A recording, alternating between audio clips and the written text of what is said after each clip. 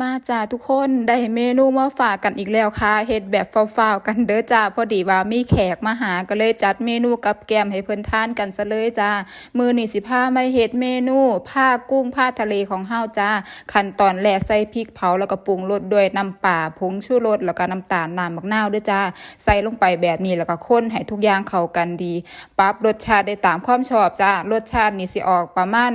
เปรี้ยวหวานเด้อจ้าจากนั้นก็ใส่เครื่องที่หั่นซอยเตรียมลงไปเด้อค่ะก็สิมีเป็นหอมแดงซอยตะไคร้ซอยใบมะกรูดซอยแล้วก็ใบสะระแหน่ซอยของเฮาจ้าหอมๆแบบนี้จากนั้นก็คลุกเข้าให้เข้ากันกับเครื่องใส่พริกสดลงไปแบบนี้หั่นซอยเพิ่มสีสันจักหน่อยจ้าพี่น้องจากนั้นก็ลวกหมึกกุ้งของเฮาให้ดุ้งสะเด้งแบบนี้แล้วเฮาก็มาคลุกเข้าให้เข้ากันได้เลยเมนูนี้เป็นเมนูกับแกมเด้อค่ะจากนั้นก็จัดเสิร์ฟใส่จานแบบนี้พร้อมเสิร์ฟพร้อมรับประทานให้แขกได้กินได้ทานกันแล้วค่ะทุกคนเมนูผ่ากุ้งผ่าทะเลของเฮามื้อนี้ก็เสร็จเรียบร้อยแล้วค่ะพร้อมเสิร์ฟแล้วจ้า